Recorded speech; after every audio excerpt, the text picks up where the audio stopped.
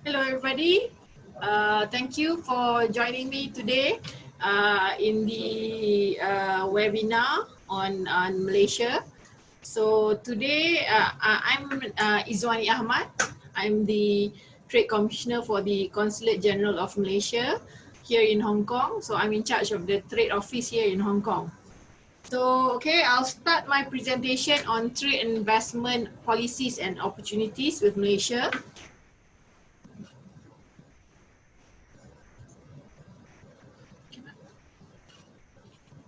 It doesn't want to move.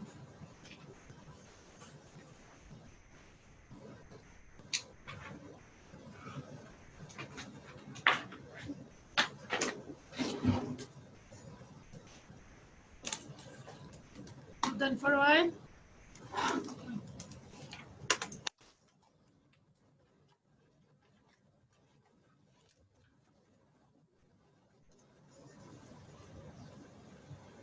Okay, sorry about that. Okay, so first of all, this is the economic indicators of Malaysia in the first quarter of 2020. All right, as you can see, Malaysia has a 32.7 million population, so which is divided fairly equal for male and female. And then our labor force is about 15.6 million. Okay, employed persons about 15.2. Currently our unemployment rate is slightly higher than before, 3.5%. Right. As you can see, the external sector, we put here in ringgit, but as you know, the exchange rate currently for Hong Kong and Malaysia is roughly about half. Okay, so okay, this is the gross domestic product from Malaysia. So during last year, it was a 0.7% growth. However, as you may have heard in other economic reports mentioned by other organizations, I mean, basically all countries are not doing well at the moment due to various reasons. Okay, so as you can see, the Malaysian gross domestic product are supported by services, manufacturing, mining, and quarrying sectors. Okay, and this is the foreign direct investment and the Malaysia's direct investment abroad.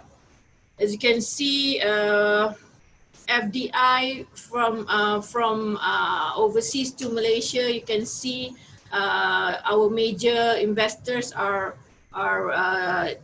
USA, Singapore, and Ireland. Okay, while the Malaysia's direct investment abroad, we mainly invest in UK, Indonesia, and Canada. Okay, with regards to the trade investment policies, so in order to ensure that the industries in Malaysia can overcome the challenges posed by the fourth industrial revolution, the Ministry of International Trade and Industry of Malaysia has undertaken various initiatives to encourage the adoption of Industry 4.0 via the National Policy on Industry 4.0. So as you can see in the slide, we have some certain vision, and of course to realize that vision, we have certain goals, and we have implemented some initiatives for us to achieve those goals in the industry forward policy. So basically, Malaysia envisions to be the strategic partner for smart manufacturing and related services in Southeast Asia. So the primary, and also we want to be the primary destination for high-tech industry. So these are the targeted technology drivers under the industry forward growth areas.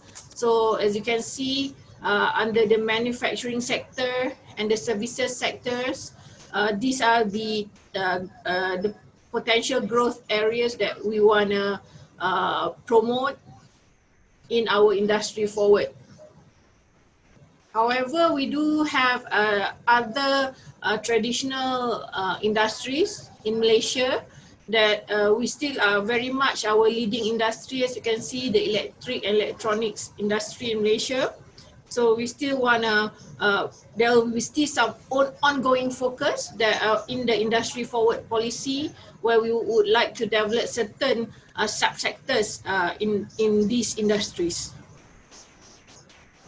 Okay, so basically the industry forward, the policy has been the basis for our investment policies offered to foreign investors. So we believe that the collaboration between countries is necessary in terms of technology sharing, capacity building, knowledge transfers, and also for us to coordinate collaborative programs, right? So in terms of investment policies, these are the basic business friendly investment policies that Malaysia introduced. Okay, so of course, as you know, we introduced the 100% foreign equity ownership, the repatriation of income and employment of expatriates. Okay, and then of course the intellectual property protection and the investment guarantee agreements. And then these are the major incentives that are offered to potential investors. They are quite competitive, basically from the duration from 20 to 25 years. So of course, you can be given the pioneer status, the investment tax allowances, the investment allowances, and of course, depending on the value of the investment, the Malaysian government through MIDA can customize certain investment incentives. Okay, back in 5th June 2020, Malaysia has announced a short-term economic recovery plan. So in the announcement, there were certain incentives that were announced. So as you can see here, these are very much the latest ones. So basically, we are offering a fast-track approval of investment project, and also incentive to encourage foreign manufacturing companies to relocate to Malaysia, and the project acceleration, of course the additional reinvestment allowances, and the enhancements of the domestic investment strategic fund, and also in order to spur establishment of new businesses in Malaysia, especially SMEs, we're introducing some other rebates to the companies.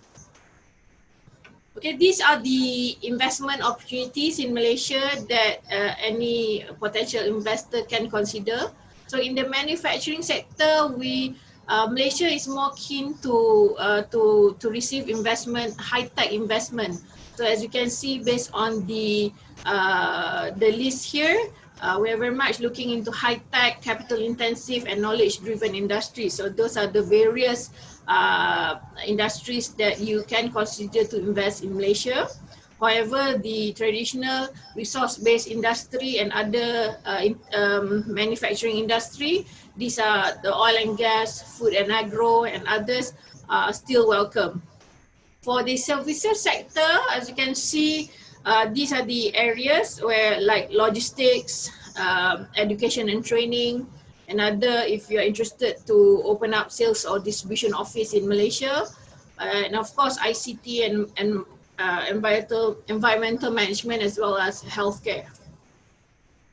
Okay, these are the various economic corridors in Malaysia. As you can see, Malaysia is divided into two. One is East Malaysia and one is the Peninsular Malaysia. So these organizations are the various investment promotion agencies, managing the various states in Malaysia.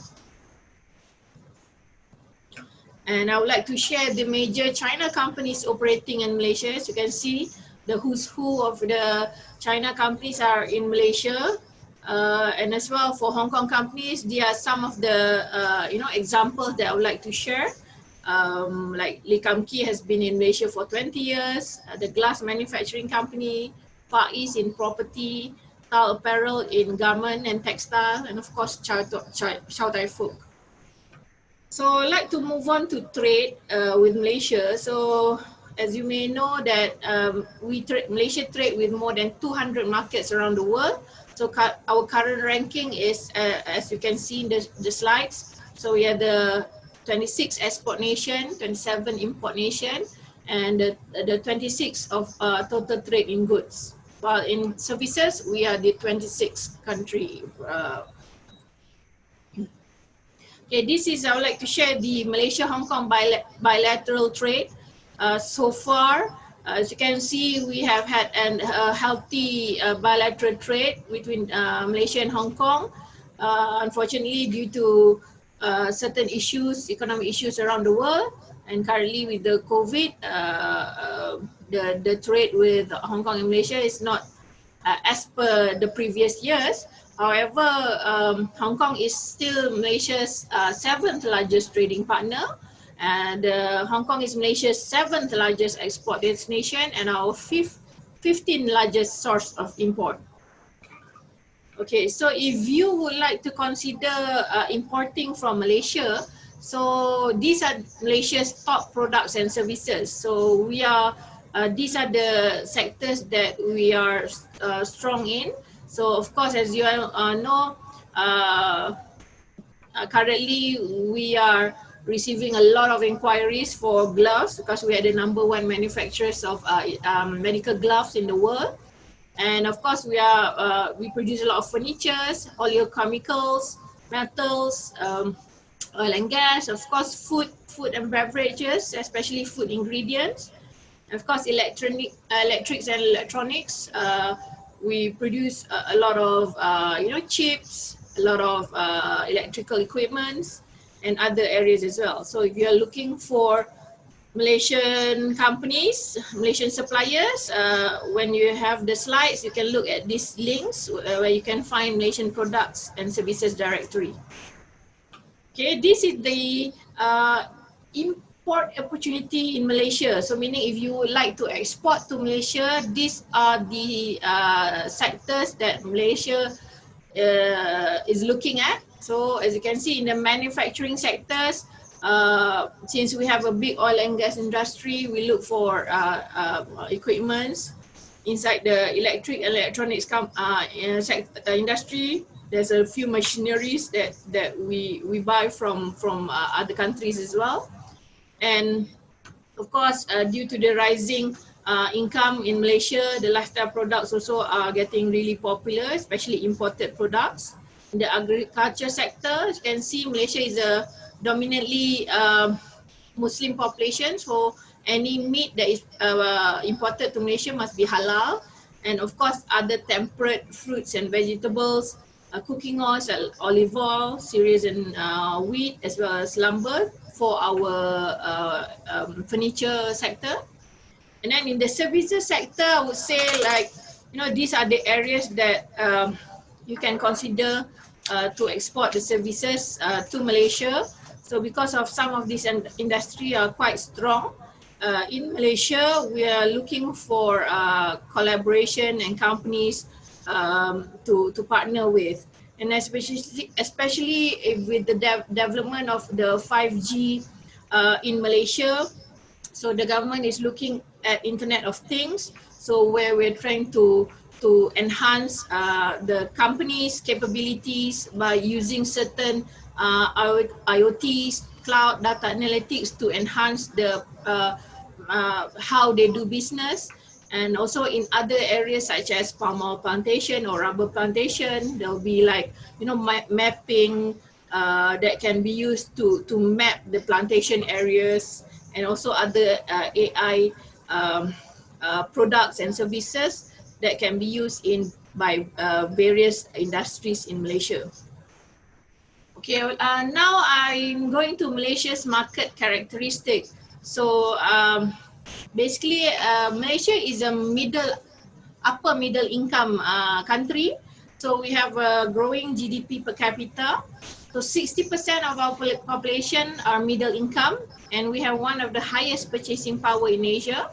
So Malaysia is also a young and we have a young and growing demographic. So the working age population has the higher tendency to spend.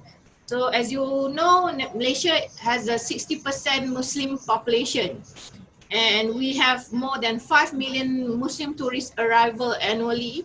So the demand for halal products, meaning the Muslim consuming halal products such as F&B, cosmetics and modest wear are very in demand in Malaysia. And of course, the emerging Gen X and Gen Y consumers who are the pillars of Malaysia's household spending. And of course, we are a multicultural country. So we have Malay, Chinese, Indians, and others, and also an increasing expat community. And of course, we have the rise of e-commerce. And in Malaysia, we have 90% of our population are internet users, and about 98.2% of the household in Malaysia have access to public phones. So in 2020, it was reported that the retail e-commerce size in Malaysia is about US dollars 3.4 billion. So for you to consider Malaysian market, please consider this market characteristic in order for you to know how you want to market your product, whether your product is suitable for Malaysia or not. And in doing business, you have to adhere to certain cultural sensitivities because of all these characteristics. Okay, how to enter into Malaysia?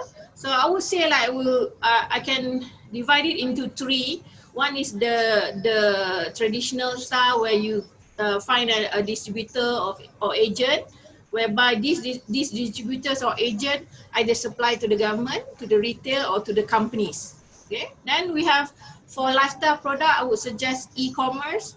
These are the main e-commerce sites in Malaysia. So usually are mainly lifestyle products like garments, like home decoration, clothes and everything. So these are the Lazada, Shopee, Lelong, Fashion Valley, Zalora, and 11th Street are the most popular ones. And of course, the trade shows in Malaysia, these are the main trade shows in Malaysia where you can participate if you have products to sell to Malaysia related to these trade shows. Please do come and visit when the time permits in the future. A lot of this has been postponed to next year, and of course furniture and other industries as well. Okay, why choose Malaysia? So as you know, we have a strategic location right in the middle of ASEAN. So as you can, I would say like the government is pro-business. We have liberal investment policies. Price-wise, in that sense, we might not be as cheap as certain other countries. However, you can look at our well-developed infrastructure, the connectivity that we have throughout the country, the other facilities that we have, as well as the educated labor force and other factors that could influence you in doing business in Malaysia. Okay, I would like to share the global competitiveness ranking of Malaysia. So we are currently the first world's best country to invest by the CEO World Magazine. And under the World Bank Doing Business 2020 report, we were the second ease of doing business within ASEAN country. And those are the various other reports that has ranked Malaysia highly in their list.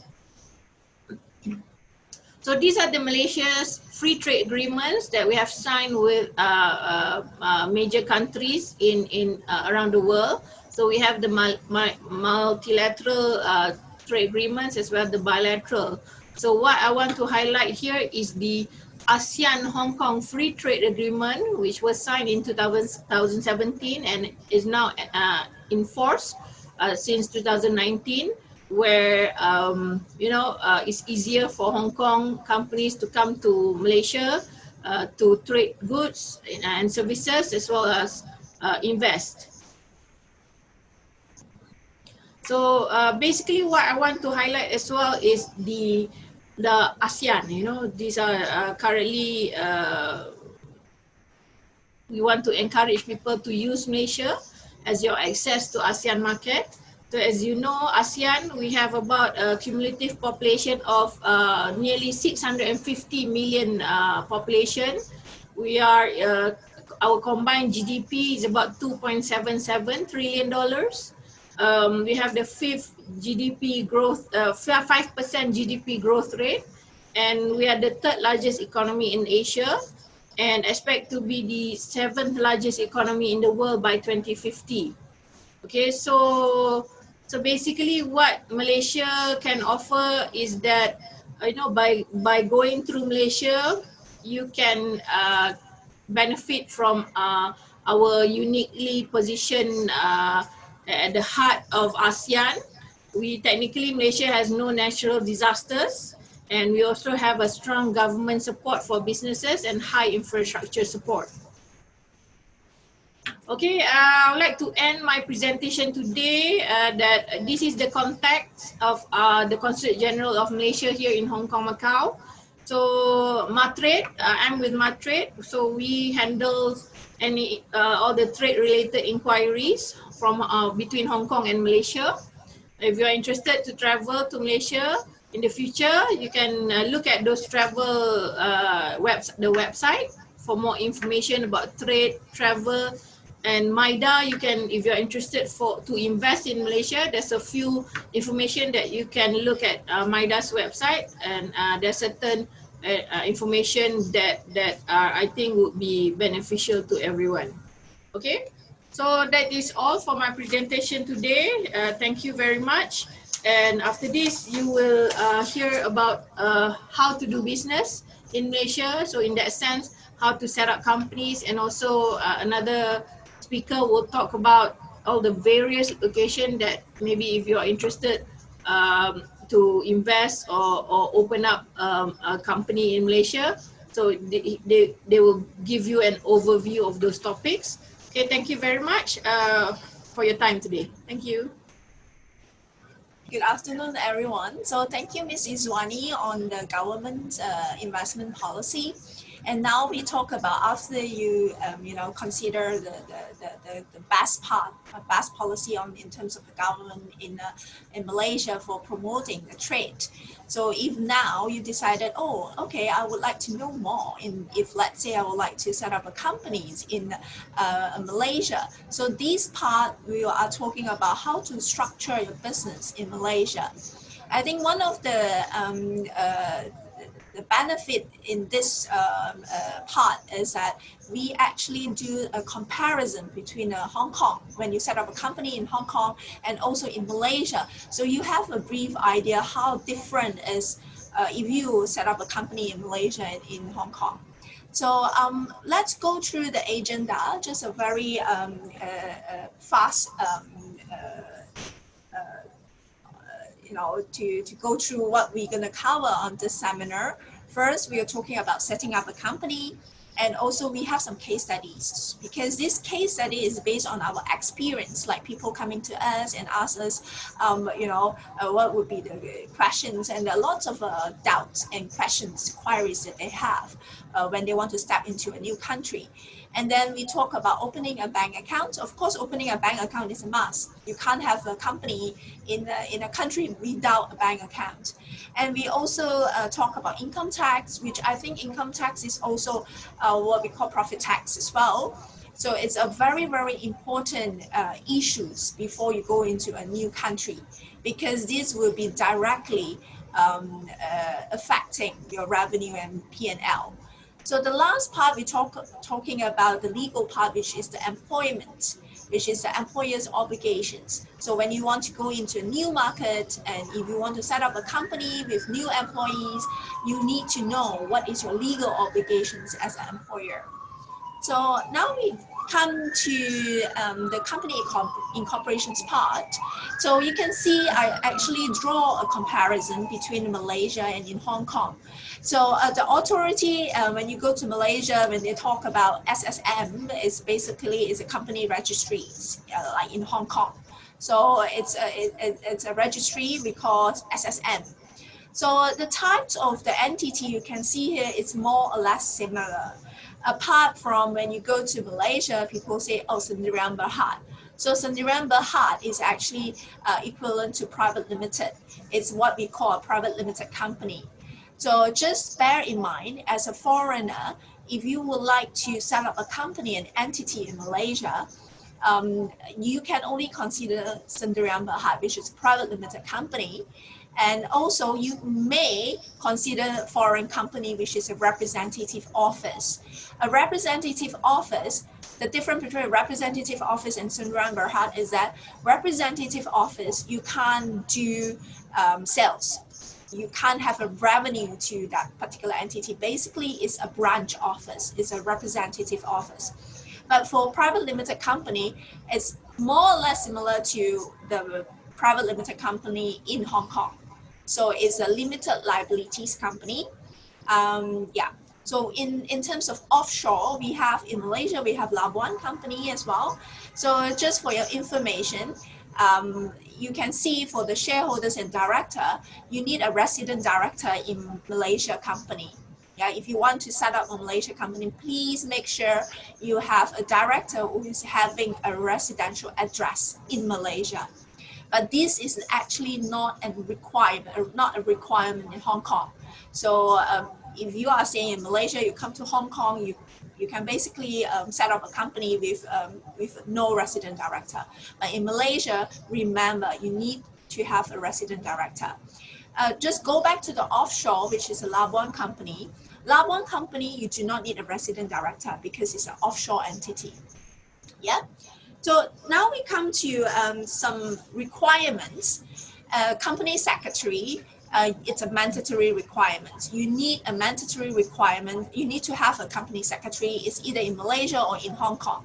So there's no difference. But the only difference for company secretary in Malaysia is you need to have a special qualification as a company secretary. But in Hong Kong, as long you are registered under TCSP, which is a TCSP license as a company secretary, you can be a company secretary. So when we come to paid up capital, there is no minimum paid up capital either in Malaysia company or in Hong Kong company. And the par value is not available. There is no par value for Malaysia company or Hong Kong company. So there are certain requirements you need to bear in mind when you set up an entity in Malaysia. So at least one shareholder, at least one director, and one company secretary. The director, you need to have a resident director. Yeah. So you can see here, at least one director and the company secretary shall have the principal, a residential address within Malaysia. And you need to have a registered address as well. So basically it's same like in Hong Kong. So for the requirements as a director, of course, you need to be 18 and above, yeah? And then you are not a bankruptcy and you do not have any criminal offense. So just to make sure that, you know, someone would like to have to be a director in a company, so you just to make sure that you do not, you need to be 18 and above, no criminal convictions, and you are not a bankruptcy. So the company incorporation, you can briefly see, it's actually very similar to Hong Kong. When you want to go into this market, I would advise you to check whether the company name that you like to use in Malaysia, whether someone has been using it. So this is what we call search the company name. And then you submit the incorporations documents. If you have an agent, if someone is helping you, that will be taken care of for the incorporation documents. And then you need to apply for certificate of incorporations and then prepare minutes and company kits. Yeah. So, and the last step would be, we're talking about opening a bank account. So for applying for certificate of incorporations, the whole process for incorporating a company, I think the timeline is more or less 5 to 7 days. It's actually quite efficient and quite fast. But it depends on how, when you provide the information, how fast, and whether the information that you provide to the agent is comprehensive or not.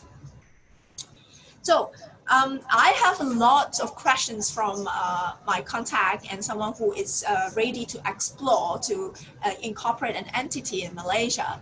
So one of the questions they always ask me is that, hey Janice, I'm actually a Hong Kong citizen, yeah, and I'm a passport holder.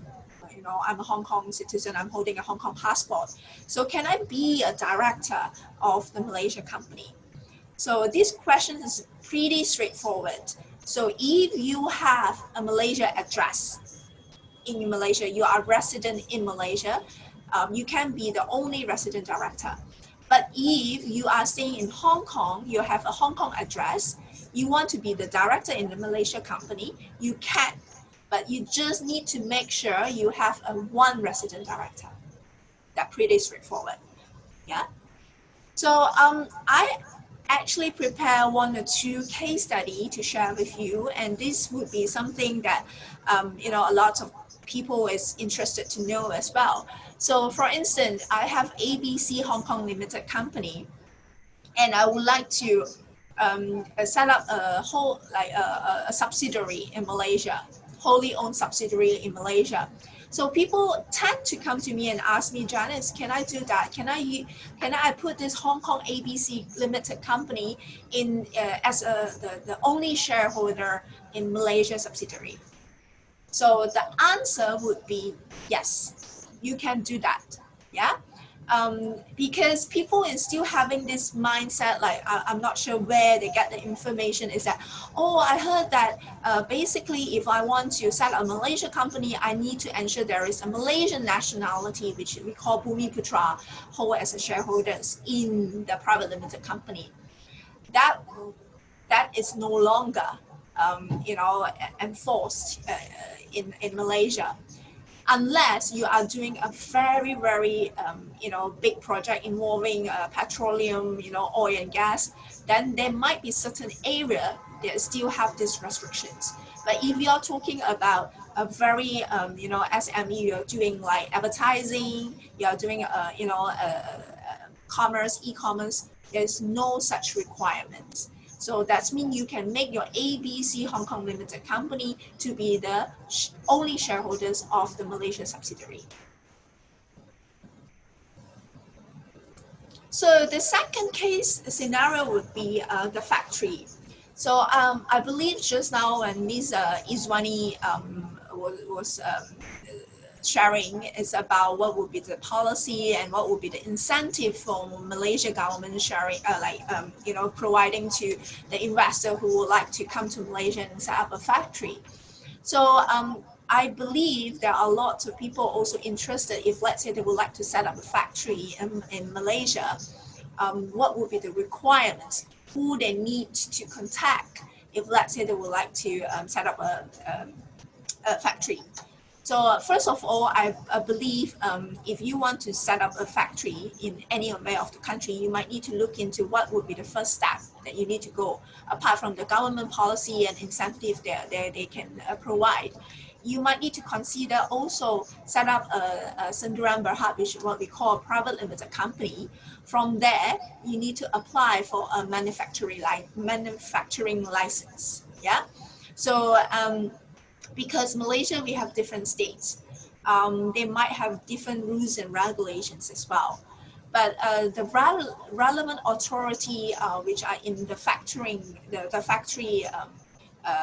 license, manufacturing license, will be MIDA, what we call Malaysian Industry Development Authority. So that would be the governing authority that you need to contact with. So this MIDA, so basically they are the one who actually process the applications for manufacturing license. But of course, you can see from my screen that processing time, we are talking about 4 weeks. So 4 weeks, yeah, it's a normal circumstances. Perhaps maybe you can estimate 4 to 6 or 4 to 8 weeks. Yeah. And then there are certain exemptions while a license is not required. So it's not like if you want to set up a factory, you need a manufacturing license. It also depends on certain requirements. The exemptions would be if the company paid out shareholder funds. When we're talking about holder fund, which is the so-called paid-up capital, or the funds that you have in this company for setting up a factory, does not exceed. We are talking about 2.5 million ringgit Malaysia. So we are talking about around 5.2 or 5.3 million Hong Kong dollar. And then if the plan for the factory, you do not have a labor force of less than 75 people, then you do not need a manufacturing license. But I still believe if you would like to set up a factory in Malaysia, still contact MIDA, okay? Because sometimes policy change. So just to make sure that the exemption is still applicable in your situations, even though you fall within one of these two exemptions. And then you can see here, apply for a manufacturing license.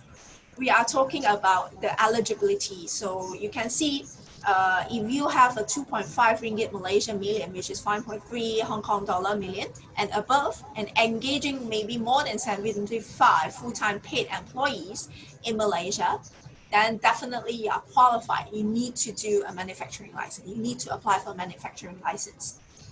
And we call a project capital investment per employee is at least a ringgit Malaysia 140,000. And the total full-time workforce of the company comprise at least 80% from Malaysians. And then at least 25% of the company full-time workforce are managerial, technical, and then supervisory staff with a degree, diploma, certificate, or product value addedness in at least 40%. So these are what we call like a requirements before you go into a manufacturing, before you apply for a manufacturing license. So now we move to the next one, which I think is also quite important. After you set up your Malaysia company, the next step, what we will be thinking is, I need a bank account. Yeah, when I need to hire someone, when I need to pay the rental, a bank account is a must. Yeah, I believe everyone would be having the same impressions, like opening a bank account in Hong Kong, especially a corporate bank account, is quite challenging recently in Hong Kong, and it's also not very straightforward and simple, because you might need to meet the bank officer face to face and present your business proposal and where's your source of revenue. So these are the things that you still need to do in Malaysia. So in Malaysia, we have few local banks. We are talking about CIMB, we have Maybank, we have Public Bank, and of course we have HSBC Bank as well. So these are the few banks that you can actually contact. So for instance, HSBC in Hong Kong, if you have a corporate bank account in HSBC in Hong Kong, you can actually open up the global link in Malaysia. And of course, you need to make appointment with the bank officer, yeah, to do the bank account opening. So before we go into the income tax, just another sharing with you is that when you open your bank account in Malaysia, what you need to do is make sure you have appointments with the bank officer, and make sure you need to bring all the relevant documents, which is the assets of the company setup kits that we have. Yeah, and then apart from Malaysian dollar in the bank account, we can also have a US dollar account in Malaysia corporate bank account. Yeah. So now we come to a last part, what we call corporate income tax. So corporate income tax is what we call in Hong Kong as a profit tax. Yeah. So you can see a company with a pay-up capital of 2.5 million ringgit Malaysia and less at the beginning of the basis period for a year of assessment. So on the first 500,000 ringgit Malaysia, then you are chargeable at 17%. Yeah. So we are talking about 1.2 or 1.1 million Hong Kong dollar. You are subject to 17%. And then on the subsequent, the remaining, then it would be maximum on 24%. So you can see if you have a profit tax in Malaysia, you are actually capped at 24%, the highest. Yeah.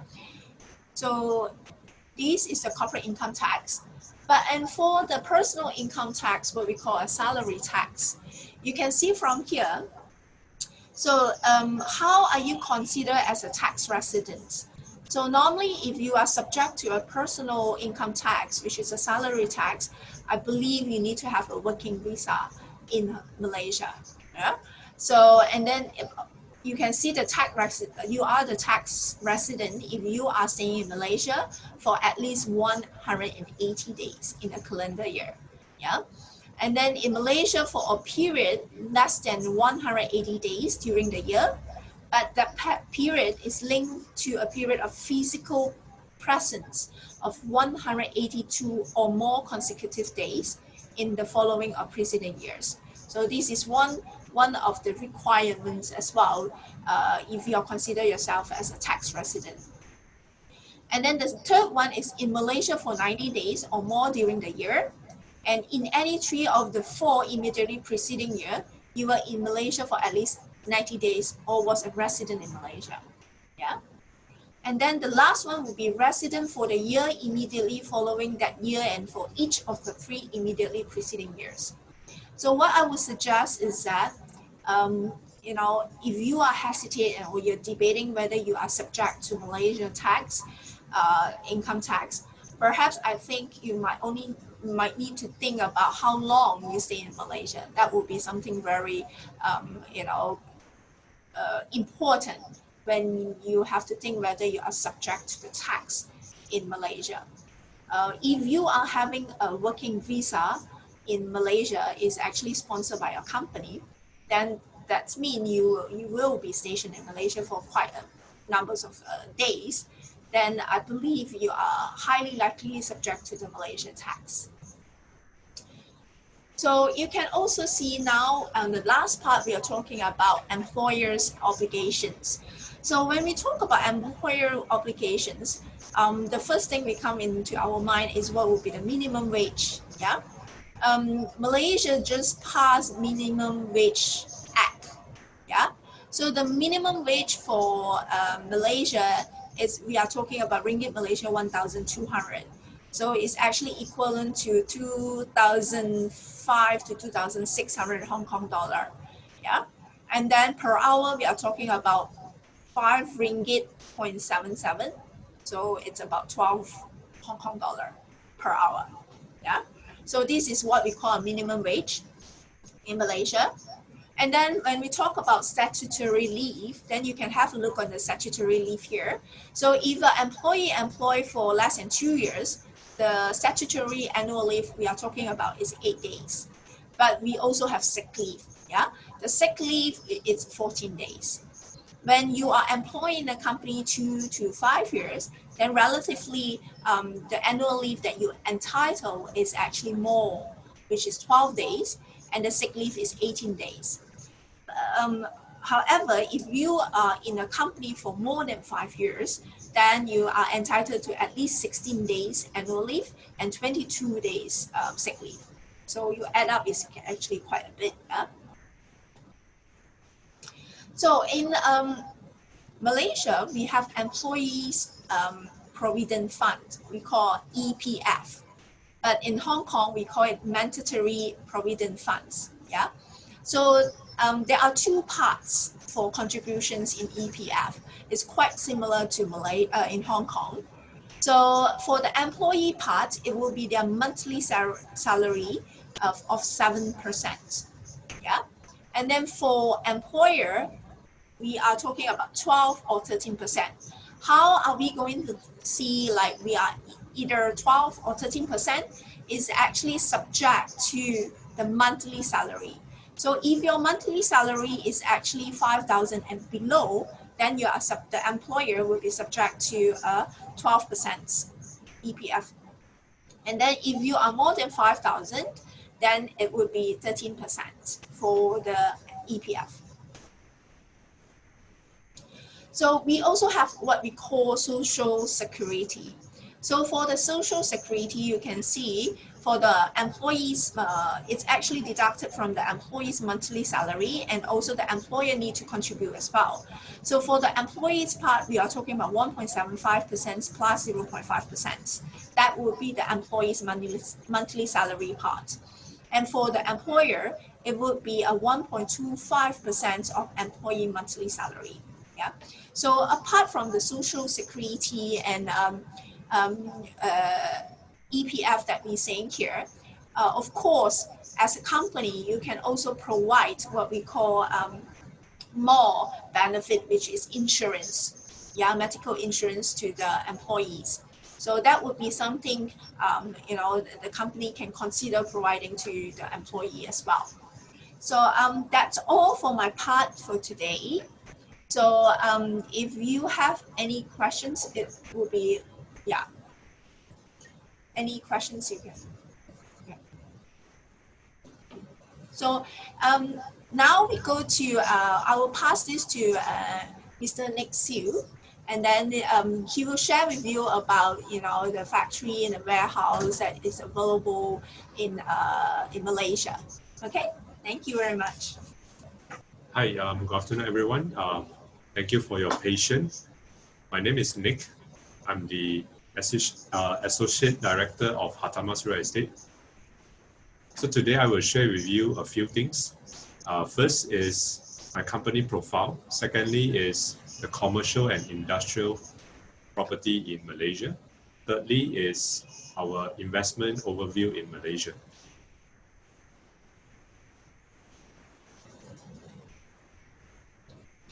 So the next 15 minutes to 20 minutes, I will share with you a few topics. From company profile to overview of Malaysia investment environment, commercial industrial real estate, and Malaysia, my second home. So our company has established since 1996. We have been in the industry for 23 years.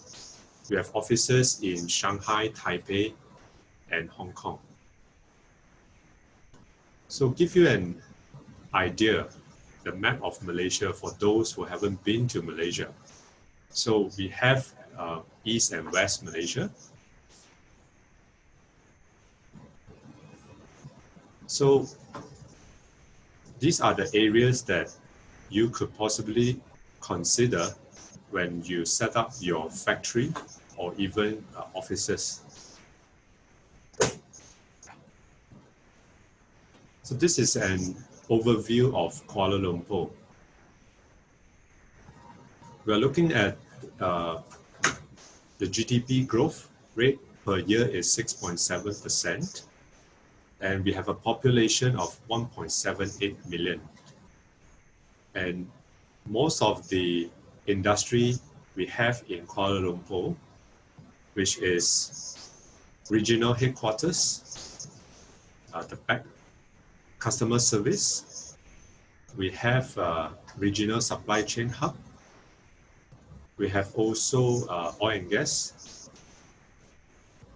So these are the list of MNC that already entered Malaysia.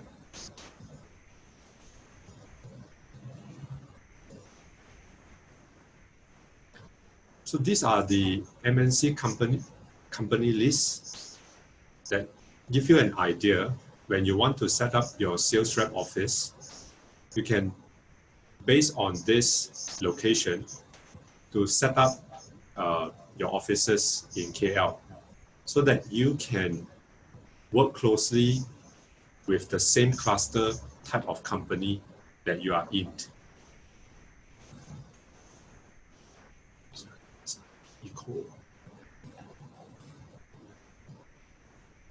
Okay, next is I'm going to share with you overview of Selangor. It's another state next to Kuala Lumpur. So this is one of the largest states in Malaysia with a GDP growth of 6.8% and a population of almost 7 million. So mainly Selangor is doing manufacturing. These are the 5 core clusters that help Selangor to attract investment. So we have transport equipment, food and beverage, electrical and electronics, machinery, equipment, and life sciences.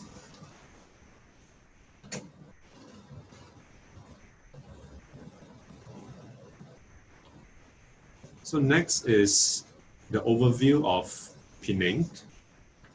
So maybe to Hong Kong people, they have heard of Penang. It's only a 3.5 hours flight from Hong Kong. So Penang is similar to Hong Kong. If you look at the map, we have an island and mainland. So on your left, it's like Hong Kong. On your right is like Kowloon side. So I always share with people that Penang is like a mini Hong Kong. So Penang has a smaller population compared to other states. We have about less than 2 million population. We have about close to 800,000 workforce. And Penang is also one of the best retirement city if you wish to retirement there. Here are the companies that already entered in Penang, and many of them has entered more than 20 years. So Penang has always been focusing in E&E industry, electrical and electronics, and also semiconductor. So Penang in the 70s and 80s, they have a nickname they call Silicon Valley of Southeast Asia. So if you wish to enter Penang, these are the companies that you can actually take an example.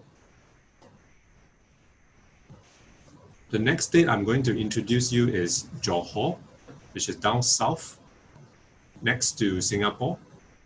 So to Singapore, using the coastal way is probably an hour by car. So Johor, we have close to 3 million population with a GDP growth of 93 billion that we projected in 2025.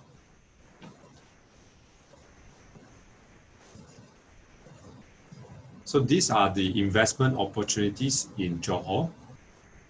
Mainly, they are in manufacturing, in this logistic, and also in oil and gas, and also in wood, and also in the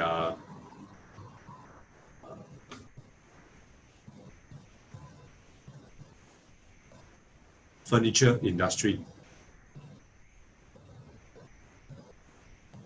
So give you an idea, in each states, they have their own unique selling point. And when you want to venture into Malaysia, you should base on the specific industry to enter into Malaysia.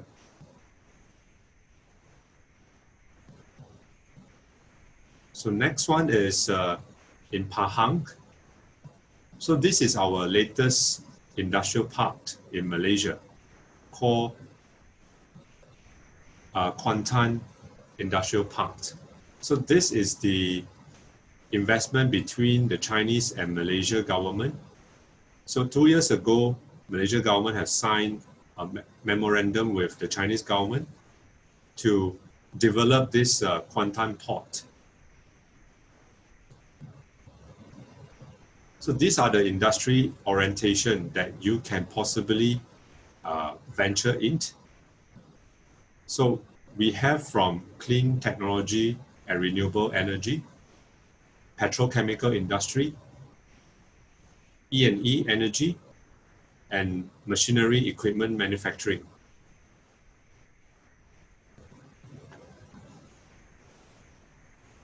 Next is, these are the corporate services that my company can help the factory owners or the company owners when they do expansion to Malaysia.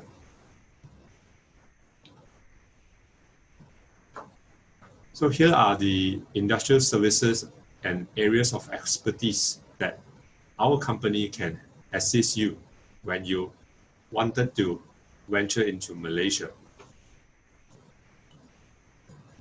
So we help company to set up factory from light to heavy industry, e-commerce, food facilities, supply chain, and oil and gas. So here is the industrial case study that we helped our client from China. So they are a component company that supply small components to the automobile industry. So when we receive their request, these are the criteria that they will give to us. And the next step, we will help them to research, to do a ground research and come up with a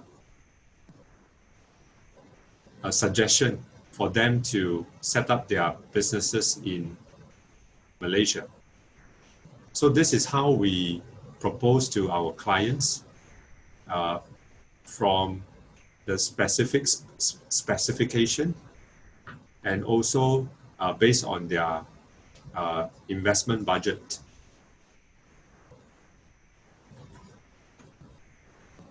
Next is I will talk about Malaysia, My Second Home program. So we are a licensed provider by the Malaysia Tourism of Malaysia. So these are the benefits of Malaysia, My Second Home. So I wanted to highlight a few things. This is not a PR program. It will not allow you to obtain a passport at the end of this 10 years program. Okay, so you are allowed to bring your wife, your kids, and your parents for this MM2H program. So what are the benefits? First one is the income tax. So there is no double taxation system applied for this MM2H. Example, if your income derived from Hong Kong, it's not taxable in Malaysia. Whereas your income in Malaysia is not taxable in Hong Kong. And also, you are allowed to register a company and you are not required to find a local partner. You can own the company 100%. And you are also allowed to bring a domestic helper with you. So after 10 years, you are allowed to renew your MM2H program, provided you do not have any criminal records and also you have sufficient fund in your bank. So why apply Malaysia Second Home program and why you need to consider Malaysia as your retirement home or your second home? So if you look at the picture, for the last 40 years, Malaysia is not affected by any of the earthquake, whether it's from 5.0 kind of earthquake to 8.0 kind of big earthquake. So we are a blessed country without any of the natural disaster. So here are some of the global recognition from international media that you can see that voted Malaysia as one of the best retirement city in the world.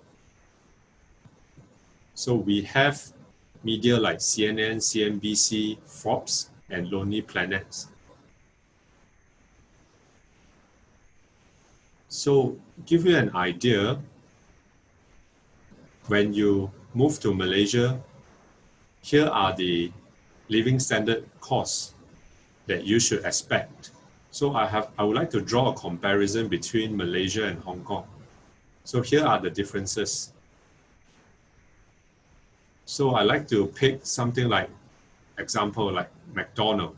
is a common fast food that everyone likes. So in Malaysia, it's almost 50% cheaper. So in terms of transportation, you can see for the taxi fare is much cheaper, almost close to 300% for the taxi fare. And also another note to highlight to you is our country has a cheaper petroleum as compared to Hong Kong. So a liter will probably equivalent to 4 Hong Kong dollars. As compared to Hong Kong, you are paying 4 times the price. So we move to lodging. So Hong Kong is the world's most expensive city to live in. And in KL, you can have an idea living in the city center and also outside center. So on average, it's 5 to 6 times much expensive to live in Hong Kong as compared to Malaysia. So here are the top 10 MM2H participating countries from 2012 to 2018. So Hong Kong is ranked number 9. And I'd like to highlight from 2016 to 2017, there is almost 300% growth. And you see the last 3 years, 2017, 2018, is 3 digits. And we expected in 2019, there are close to 2,000 applicants that have applied this MM2H application to Malaysia. So in the last 8 years, from 2012 to 2020 this year, we are expecting almost about 30,000 applications.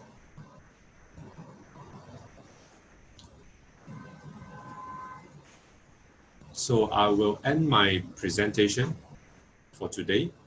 And if you have any questions, please feel free to type in, and our moderator will actually shoot the question to me. Thank you. I'm Michael from Hong Kong HKEMCA. And some of our members would like to ask Ms. Series if there are any privileged tax policy for them to invest in green finance industry in your country?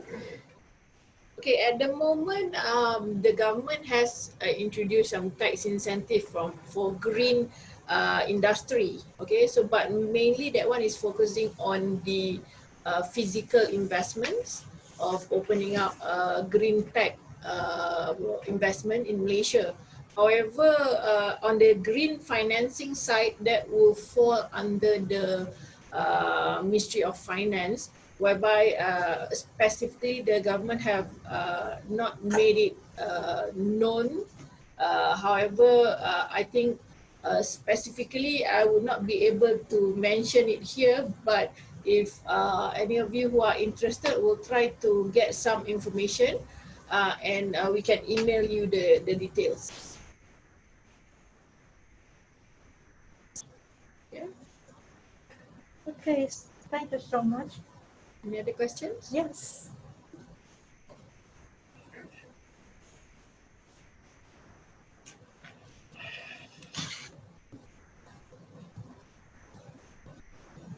And Janice, some of our participants are interested in something that you said before. They would like to know, can the play-up share capital in Malaysia company register in multiple currencies, for example, in MYR and Hong Kong? Okay, normally if you are a Malaysian company, you cannot register more than one currency if you are a Malaysian company. So only Ringgit Malaysia. Yeah. But of course, you say you want to pay for the share, then you can pay in multiple currency. But if you want to register the share, If you are a Malaysia company, that would be only Malaysia currency. Okay. And some of our participants would like to know if spouses is Malaysia passport holder, can husband be eligible to apply PR permanent resident? Okay, I would like to highlight that Malaysia Second Home is not a PR program. Whether the husband or the wife, when they apply, is actually included the whole family. So let's say I'm the husband, I'm the applicant. I don't need my wife to apply. They only need one applicant. So I can bring my wife and my kids and also my parents. And after 10 years, you can renew. But I like to highlight that this is not a PR program, and you will not able to obtain our Malaysia passport at the end of this program. So yeah, thank you. Yeah, in general, I would like to add that in general, if you are if you have a Malaysian wife and you are a non-Malaysia, so the only way is for you to apply for the spouse social visit pass only is allowed, because Malaysia, we do not give out PR passports, PR visas or passports to non-citizens who want to become Malaysian citizens. So we don't do that. So the only way, if you have a Malaysian wife, then you have to apply. When you go to Malaysia, you move to Malaysia, you reside in Malaysia, then you can apply for the spouse social visit pass. Usually it depends on the immigration, on the duration that the duration of the visa. Some will get 6 months, some will get up to 2 years. So, and you have to renew it at the end of the expiry date. So there's no long-term passes that that the immigration of Malaysia issue. So yeah, that's a bit hard for non-Malaysian spouses. Okay, thank you so much. And one of the participants would like to know if they want to build up a recycle factory, what license they need to apply? Recycle factory, as far as I understand, of course, subject to whether whether they have a new policy, manufacturing license will be required, but it's also subject to the requirements that I mentioned, whether the payout capital is more than Ringgit Malaysia 2.5 million, and whether what would be the employee, what would be the numbers of the employees, would it be less than 75 or more than 75? If it's more than 75, then a license might be required.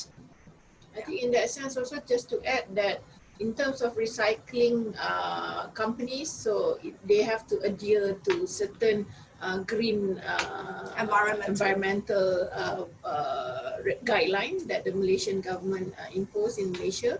So if upon application of those manufacturing setup or plant setup, so they have to adhere to those certain environmental guidelines. Okay. And some of them would like to know how to convert a farmland to an industrial land because they have a farmland in Malaysia.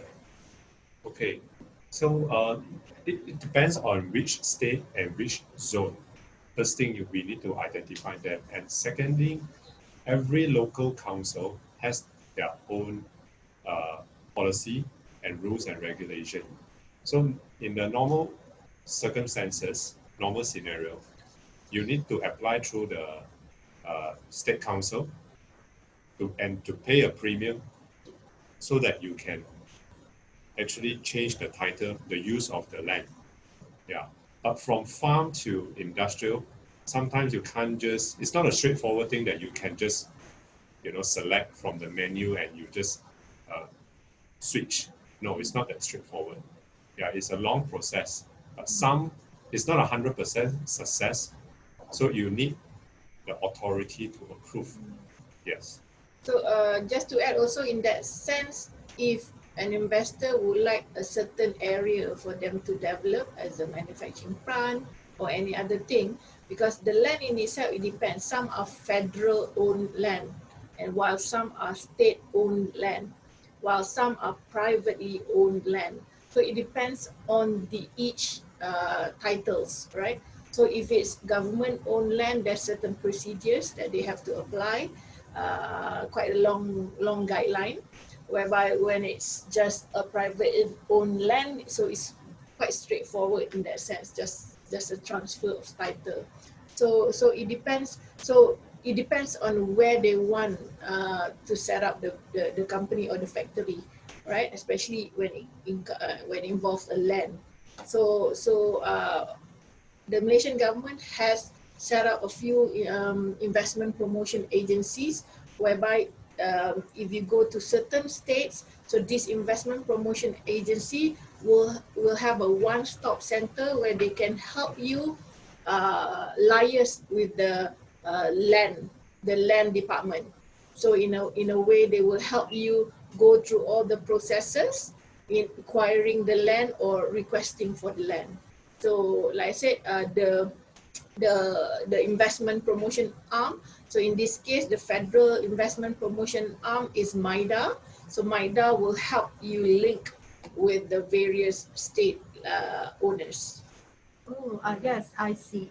And for the same participant, he would like to know which department they need to contract and check with. Oh, okay. So I think in that sense, I would best advise to contact the Malaysia Investment Development Authority. So this agency is a federal agency of the government of Malaysia, whereby they help all investors interested to invest in Malaysia, right? So especially when it comes to manufacturing investment, okay? But if you just want a property investment, so probably that is in a different setup. So I think on the private side, Nick can Yes, elaborate a bit. normally there are two scenarios. Companies who want to set up a factory, then they need to go through MIDA to obtain the specific license to run their businesses. Another scenario is they like to set up a sales rep office. Basically, they just need to hire a few ground staff to run the sales, but their HQ is still in Hong Kong or China. Yeah, so I'd like to add in one point is when you venture into Malaysia, whether you set up your own factory or your own sales rep office, think for a larger picture. You are not just targeting the Malaysia market. Take Malaysia as a springboard to enter into Southeast Asia market and make Malaysia your Southeast Asia hub because of the multilingual talents, because of the global infrastructure that we have, and also because of the tax-friendly environment. So these are the few things that why you should consider Malaysia as your Southeast Asia hub, whether it's your sales rep office or your manufacturing hub. As there's so many questions they would like to ask, this one is the last question, and others we will reply in email. Some of them may like to know, can the social visa holder do business in Malaysia? Social. Social. Okay. Okay. The Malaysia My Second Home program allow you to do business, means you set up your own company, you own 100%, you do not need a local partner. But just to make sure that what kind of businesses you want to do. Example, if you like to do F&B, the authority may need you to get a local partner just to become the director of the company, a representative only. You do not need to give them a share. Yeah. So secondly, I want to highlight is you can't get an employment with Malaysia Second Home program. So you can only receive a director fee. You can't receive a salary or employed by a company.